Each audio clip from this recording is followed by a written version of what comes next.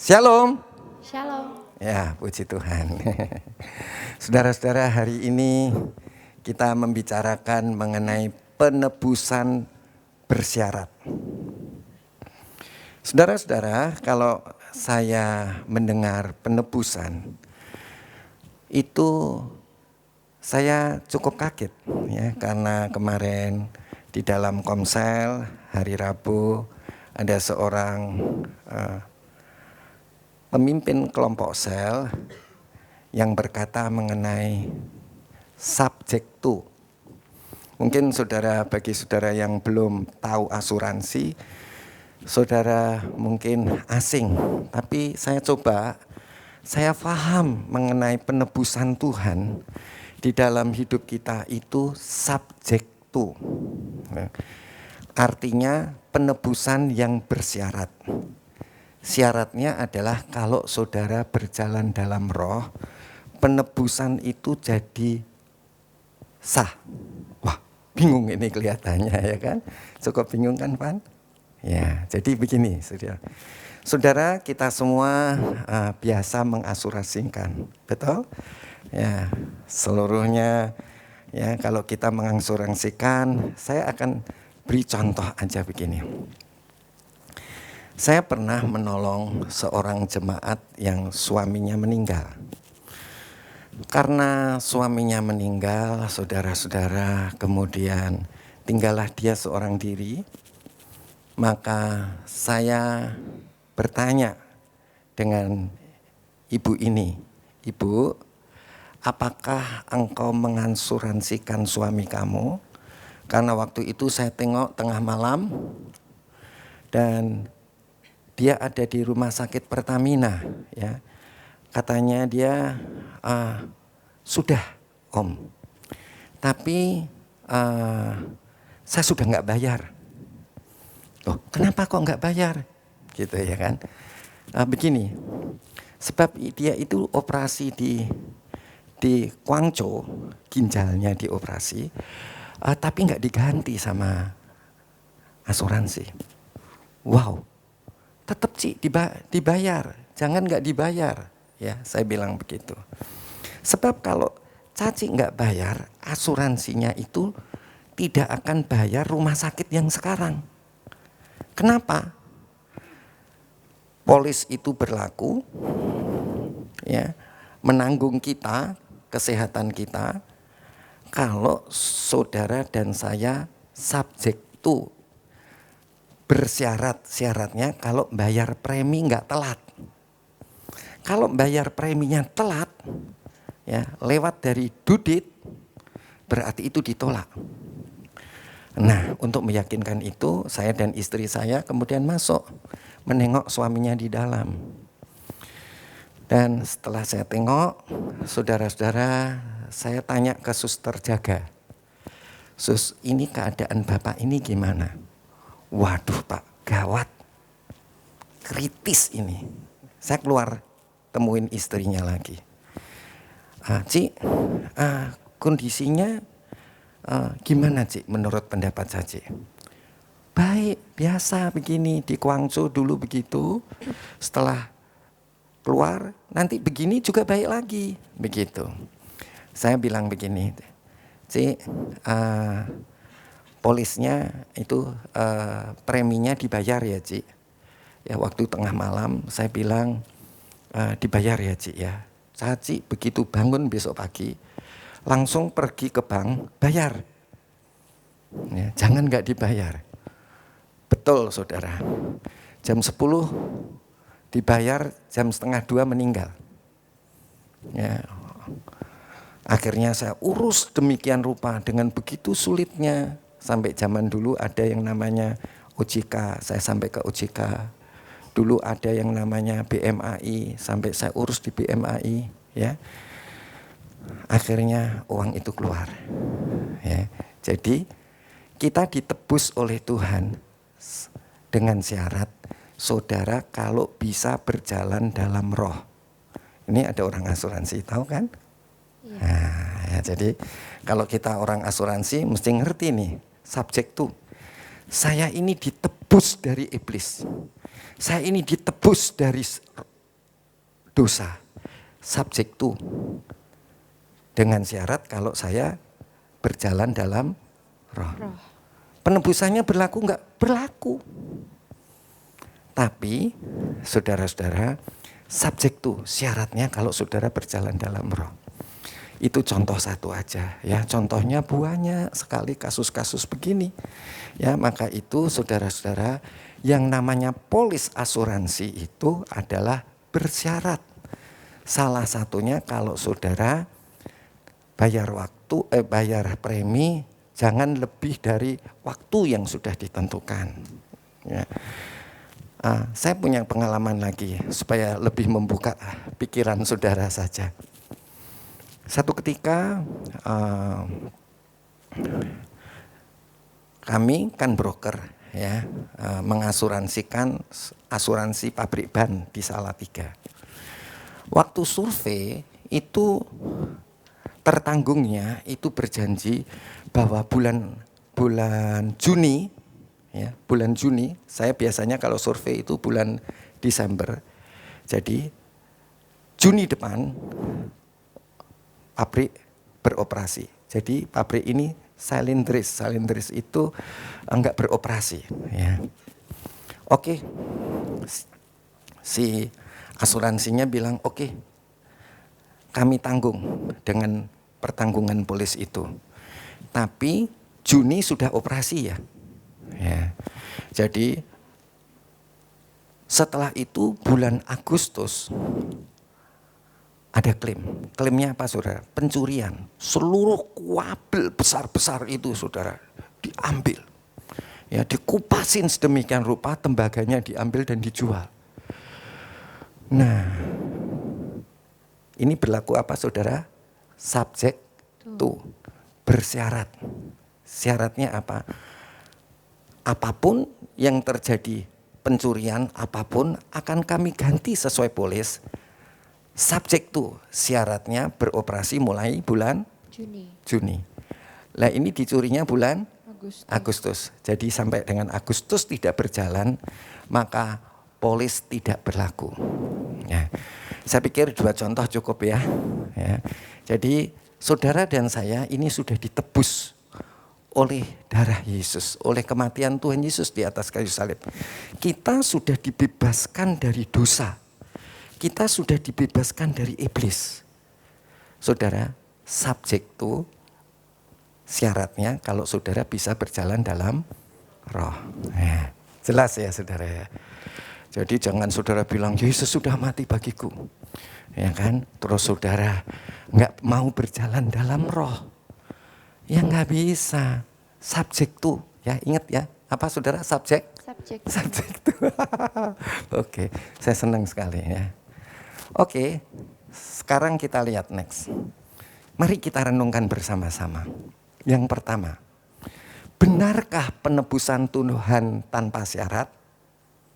Benar enggak penebusan Tuhan itu tanpa syarat? Dari cerita saya tadi, dengan syarat, bukan tanpa syarat. Syaratnya adalah, subjektonya adalah berjalan dalam roh. Kalau saudara enggak berjalan dalam roh, saudara dan saya, iblis itu dan dosa itu masih bercokol di daging kita. Ya. Jadi katanya ditebus, tapi kok masih dikuasai sama iblis dan dosa. Bisa paham saudara? Nah, mudah-mudahan paham. Ya. Poin yang kedua, mengapa setelah kita ditebus dari dosa dan iblis, tapi kita tetap berbuat dosa? Katanya ditebus, katanya dibeli, katanya kita, roh, jiwa, dan tubuh kita sudah ditebus oleh darah Yesus. Ditebus dari dosa dan dari iblis. Tapi kenapa di dalam kehidupan kita kok tetap berbuat dosa? Siapa yang salah? Siapa yang bohong? Nggak ada yang salah, nggak ada yang bohong.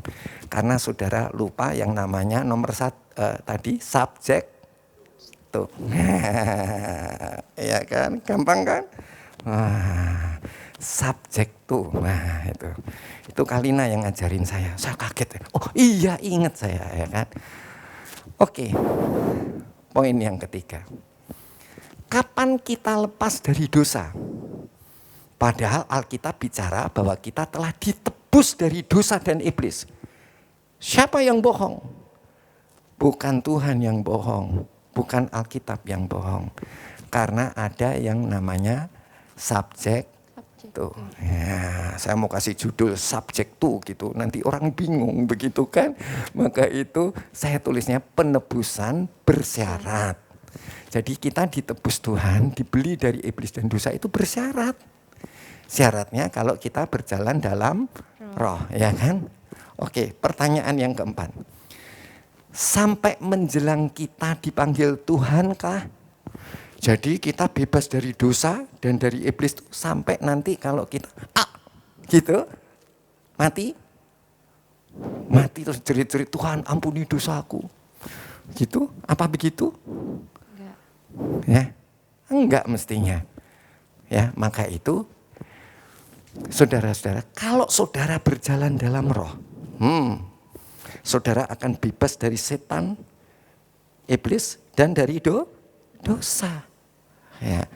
Jadi subjek tuh, ingat apa saudara? Subjek tuh. Bersyarat, ya kan? Nah, saudara aja kan pelayanan aja datangin telat. Lah itu siapa yang menguasai saudara? Daging. Dosa dan iblis dalam daging. Ya. Jadi jangan salahkan saudara, nanti kepala saudara bentur-benturin di otak. Ingat, bentur-benturin di tembok, ingat bahwa akal budi kita itu baik. Berlaku hukum kebaikan atau disebut hukum akal budi. Disebut apa lagi saudara? Itu adalah namanya batin, ya. Batin kita itu baik, ya kan? Terus batin kita ini setuju sama firman Allah. Jadi yang salah siapa? Yang salah adalah dosa dalam daging dan iblis yang ada di sini. Jadi kalau saudara telat, malas dan lain sebagainya, jangan salahin siapa-siapa. Tuh, dosa dalam daging. Padahal sudah ditebus. Nah, kok begitu?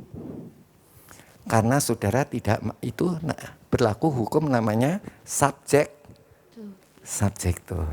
Ya. Hukum ya yang bersyarat.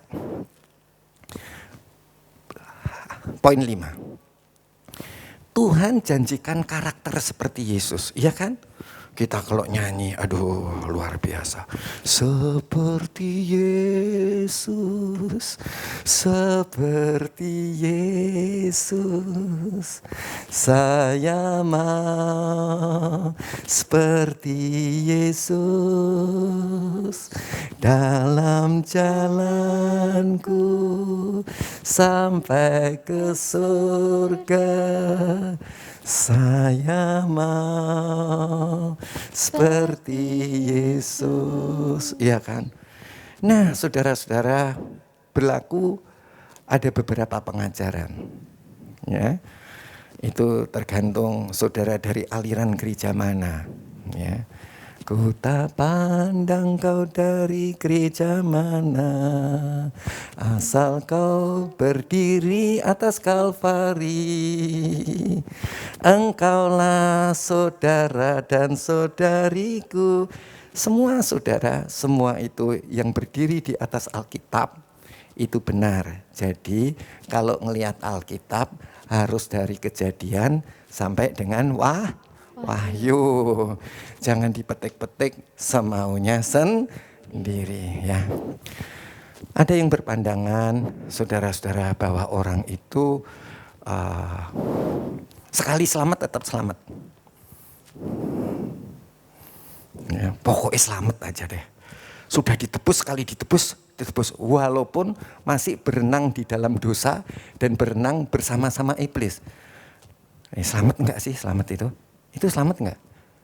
Ya mestinya enggak selamat kayak begitu. Masih bergandengan tangan dalam kasih, gandeng tangan sama iblis dan dosa.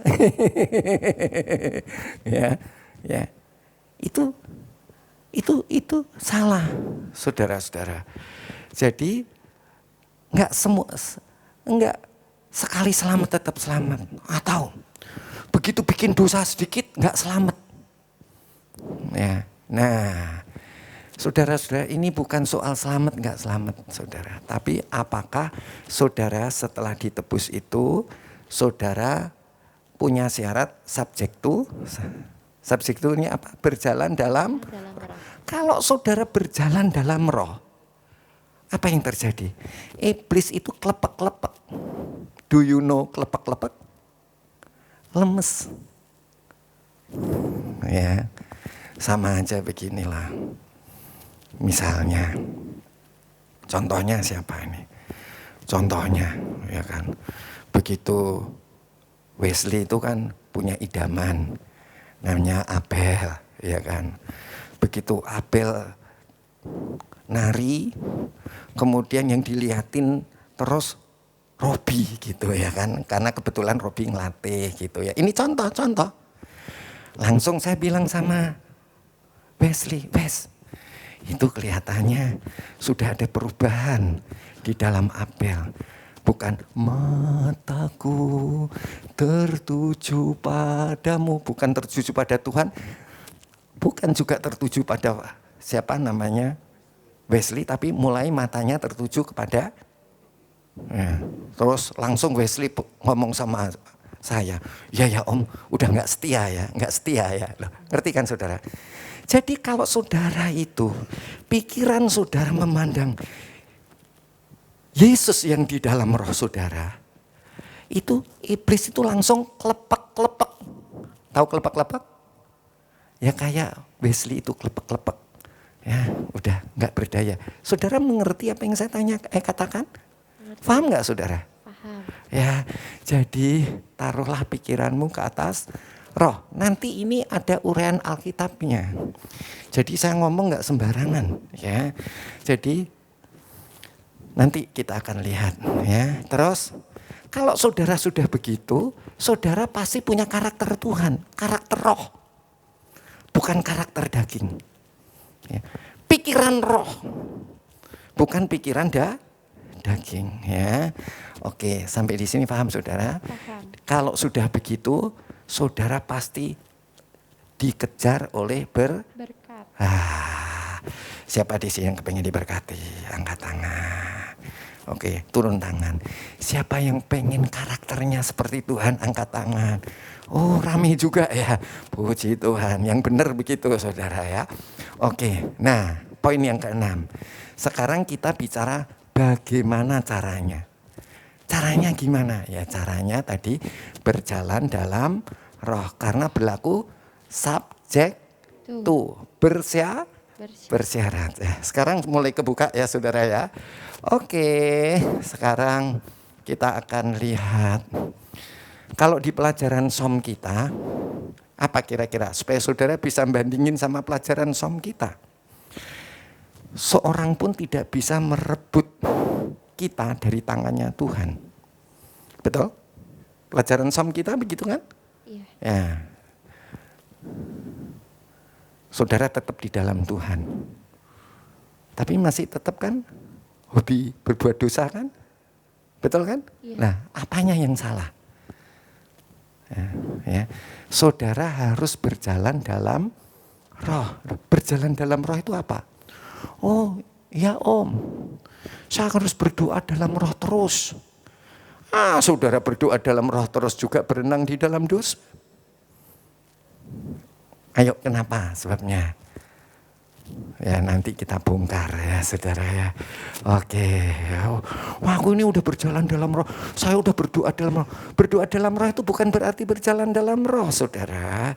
Ya, kita harus tahu lebih dalam. Mari kita lihat next. Ini adalah 7 poin yang kita akan bahas ya. 7 poin yang akan kita bahas. Kelihatannya tapi saya harus 7 poin ini saudara harus lihat ya. Ya, Tuhan Yesus itu dalam rupa daging dosa. Ya, poin yang pertama, Tuhan Yesus itu Allah yang berinkarnasi menjadi manusia. Dia itu dalam rupa daging yang dikuasai oleh dosa. Ini pegang dulu, oke? Ya, Yesus, Allah, Roh yang kemudian menjadi daging. Dagingnya ini serupa dengan daging dosa, tapi ini serupa, nggak sama. Ya, Tuhan Yesus dicubit sakit, punya tubuh, punya daging. Kita pun dicubit sakit, punya daging, ya. Sama, tapi serupa tapi tidak sama. Nanti ada penjelasannya yang jelas sekali dan saya sudah buat sedemikian rupa. Saudara nanti di WA, grup WA, saudara bisa pelajari. Ya, poin yang kedua. Nah, walaupun dia serupa dengan daging kita, daging dosa, tetapi tidak memiliki daging dosa. Loh, kok tidak memiliki daging dosa itu kenapa? Nah, nanti belakangan saudara akan lihat, walaupun dia itu bisa merasakan sengsaranya kita sebagai manusia, tetapi dia tidak berbuat dosa.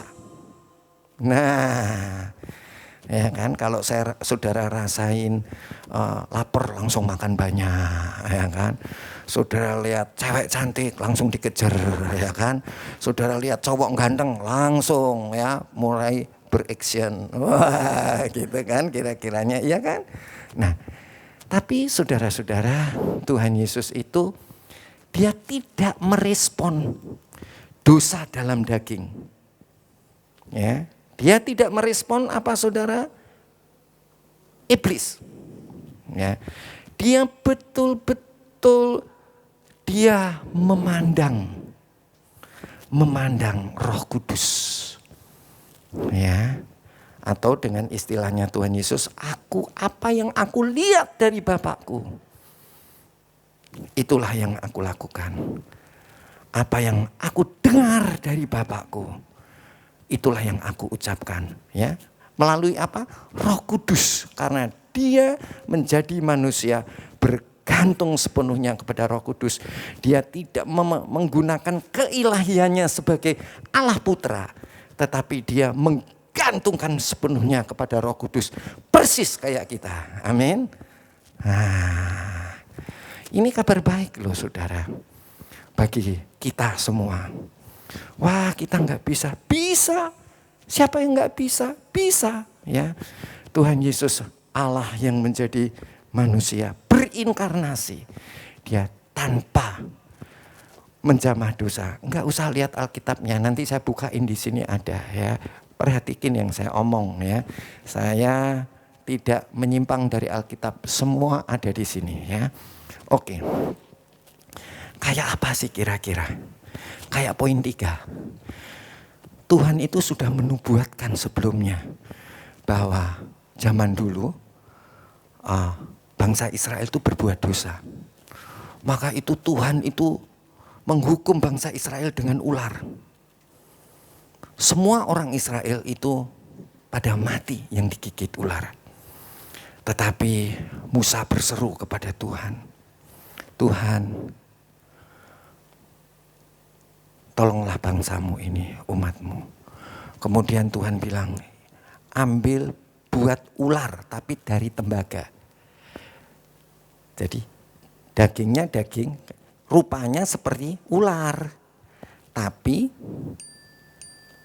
serupa, yaitu dari tembaga. Di dalamnya tidak ada dosa. Di dalamnya tidak ada iblis. Karena namanya ular tembaga. Artinya ini bersih. Setelah itu, nah ini yang saudara mesti perhatikan. Pakai tongkat tiang yang tinggi, naikkan ke atas. Begitu dinaikkan ke atas, suruh orang lihat. Siapa yang lihat, walaupun sudah digigit iblis,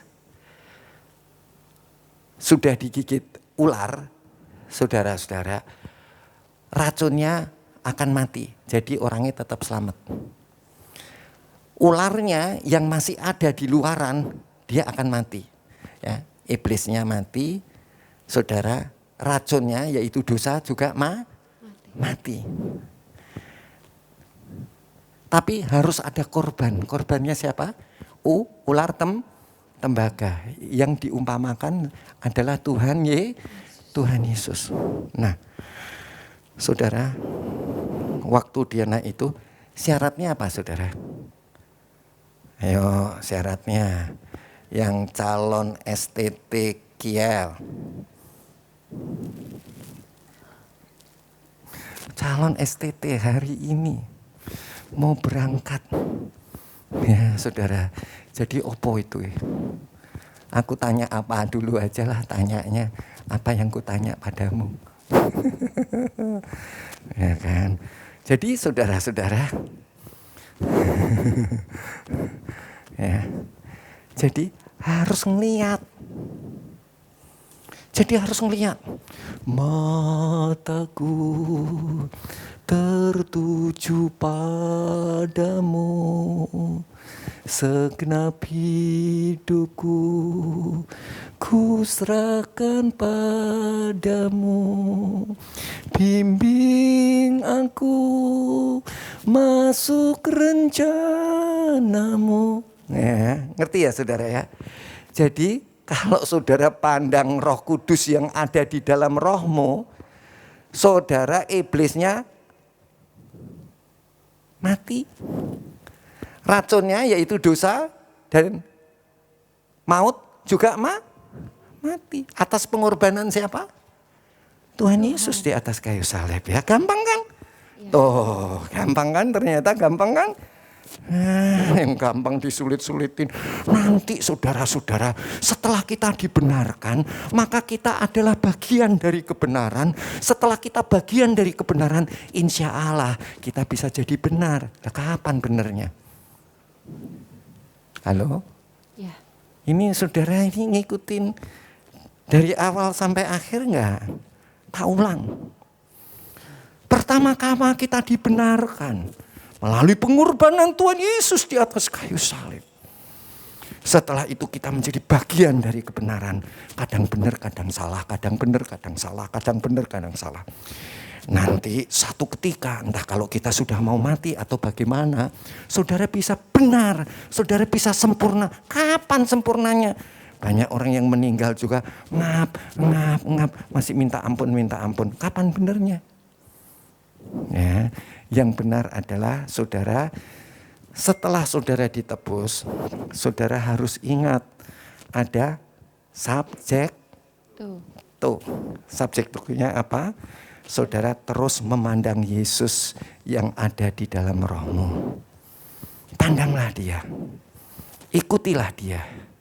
Katanya, mataku tertuju padamu, segenap hidupku ku serahkan padamu.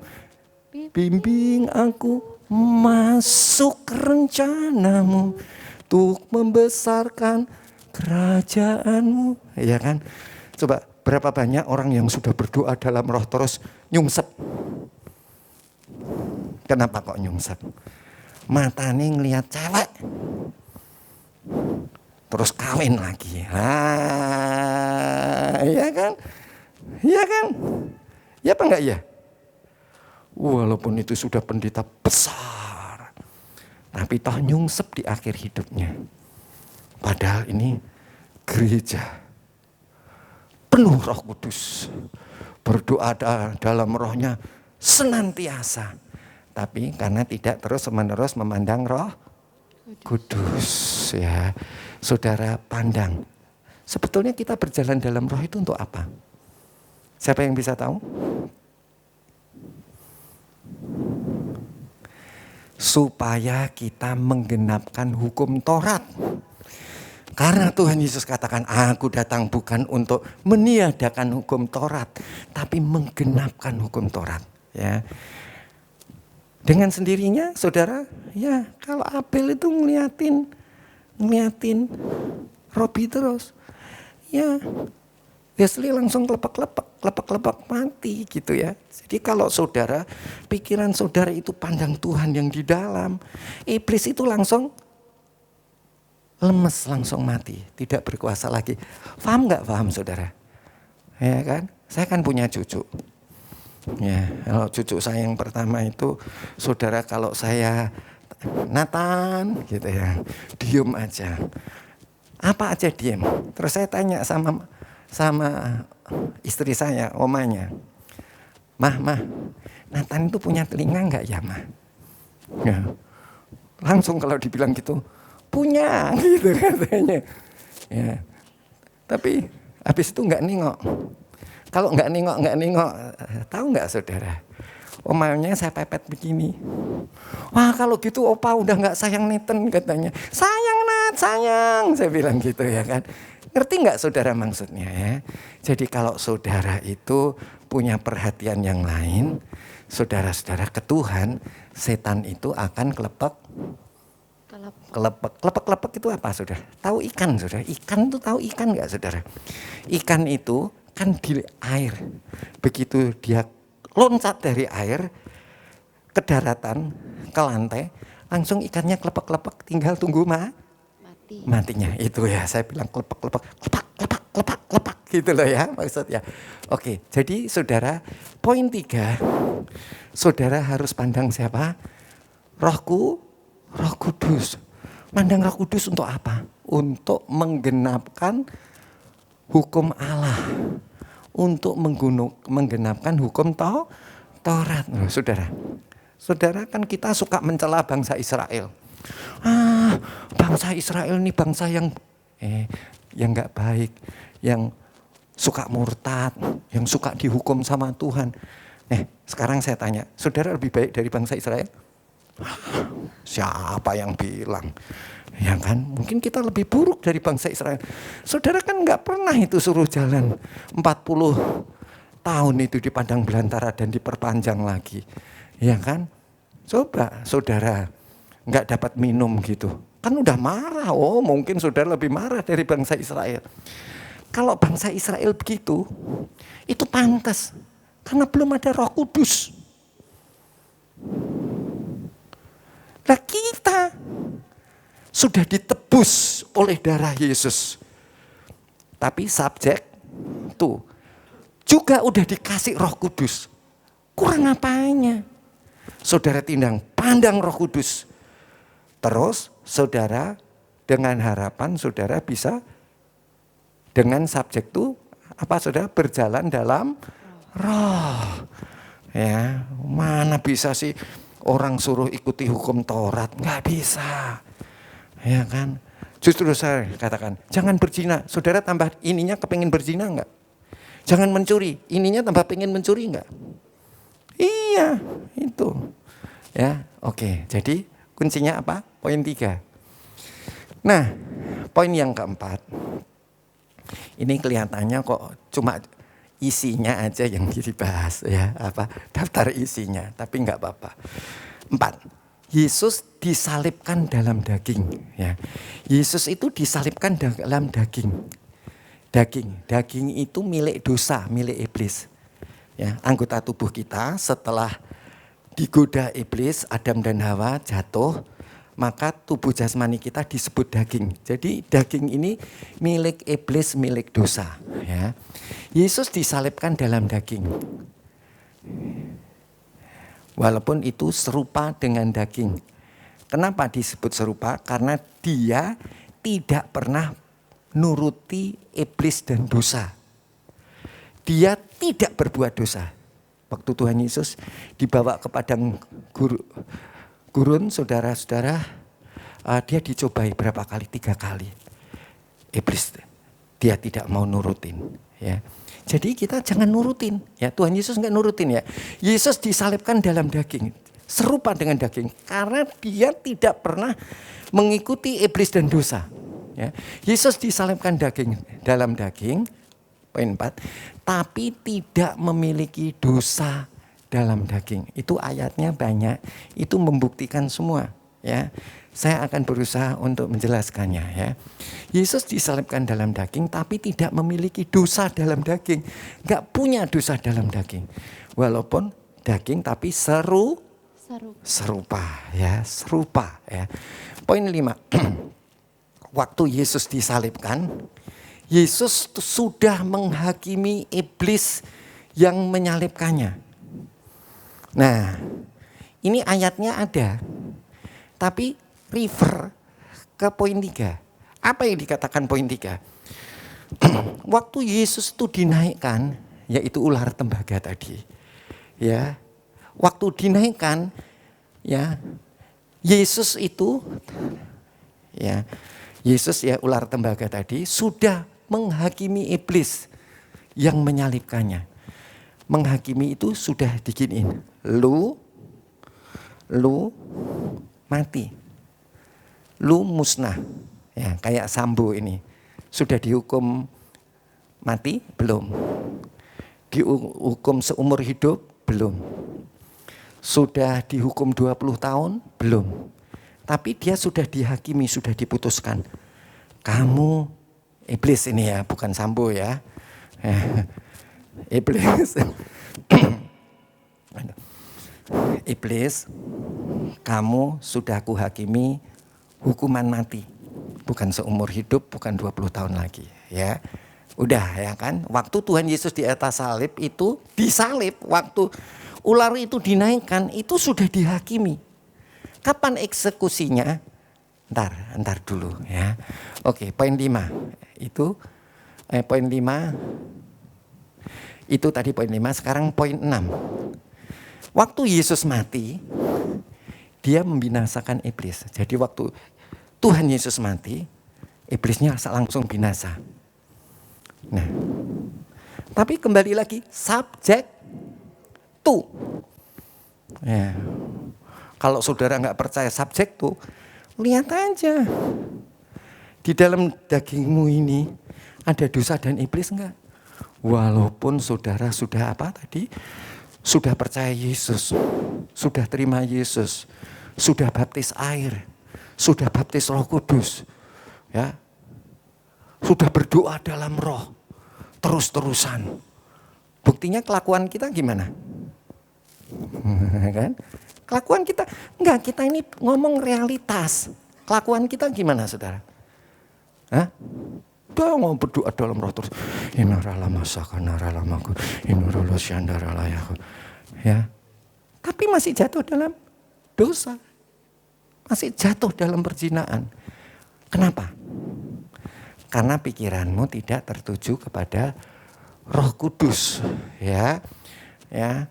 Lihat seperti ular tembaga bangsa Israel terhadap ular tembaga itu.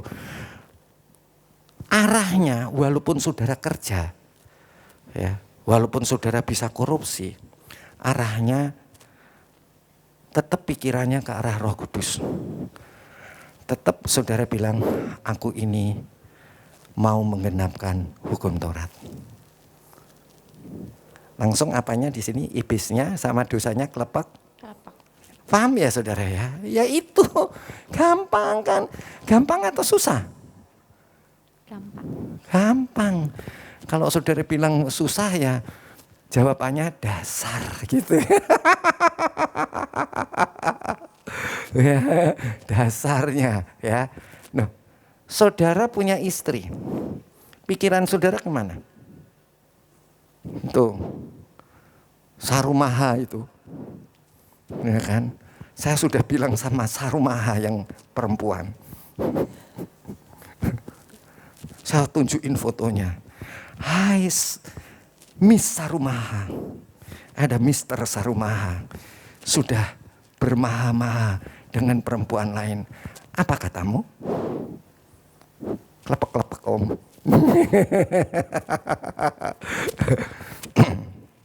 Ya, saudara. Jadi kenapa kita ini? Kita ini gereja yang dibaptis Roh Kudus. Kita gereja yang berdoa dalam Roh senantiasa. Nah, lihat. Ya. Buktinya kok masih hobi bikin dosa? Apa yang salah?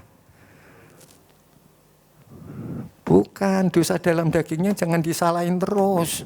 Memang salah. Iya kan?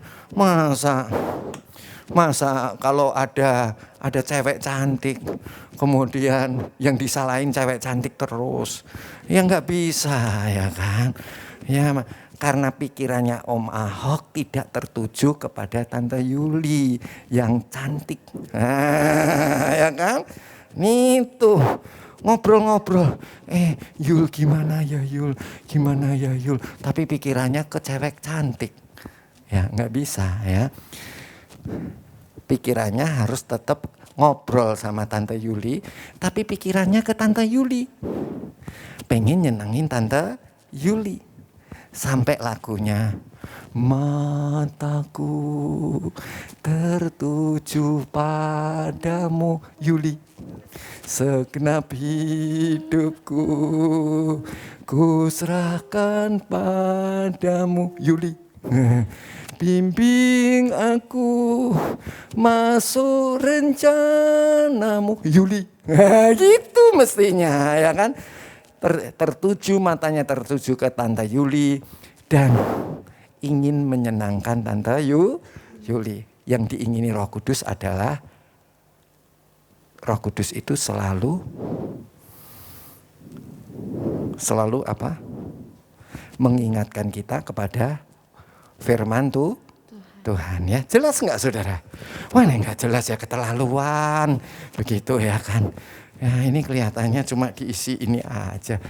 Tapi saya berjanji saya send semuanya ya. Ini ayatnya juga udah saya tunjukin, halamannya juga sudah saya tunjukin. Jadi jelas gitu. Rasanya kayak saya bikin paper, saudara-saudara. Tapi nggak apa-apa, demi jemaat yang dikasihi Tuhan, saya bikin paper nggak apa-apa, ya kan? Oke, poin yang ketujuh. Ya.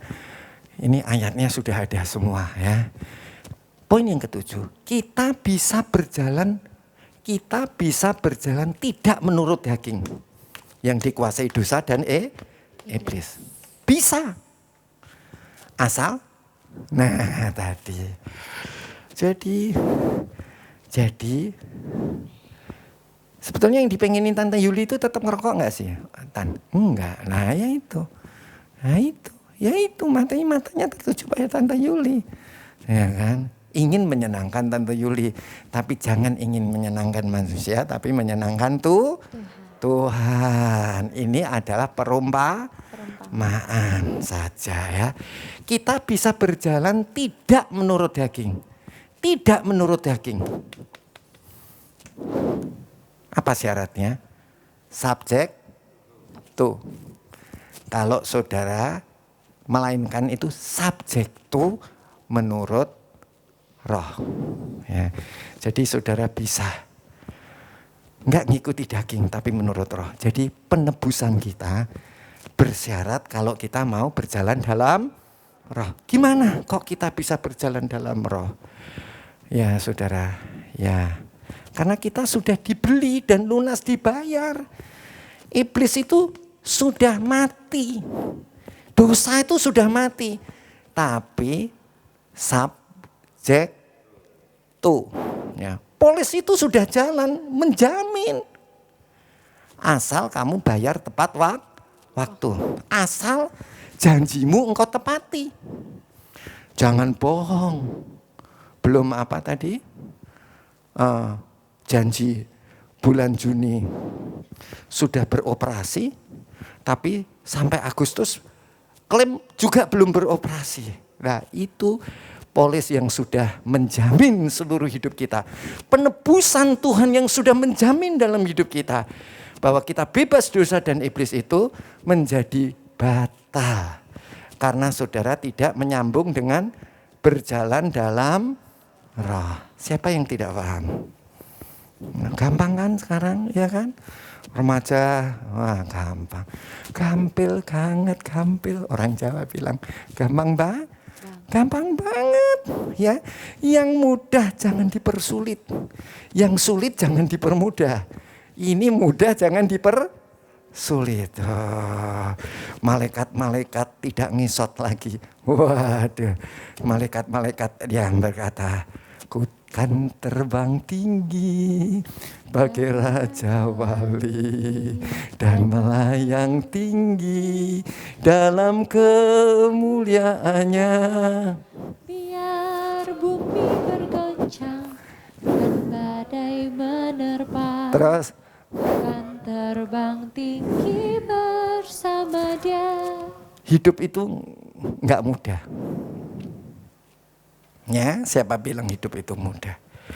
Tapi kalau engkau berjalan dalam roh, hidup itu jadi mudah. Ya, berjalanlah dalam roh. Engkau akan mempunyai karakter yang berubah. Dan hidupmu akan dikejar oleh berkat. Berkat Tuhan ngejar kita. Tapi kita harus berjalan dalam roh. Amin saudara. Amin. Mari kita bangkit berdiri.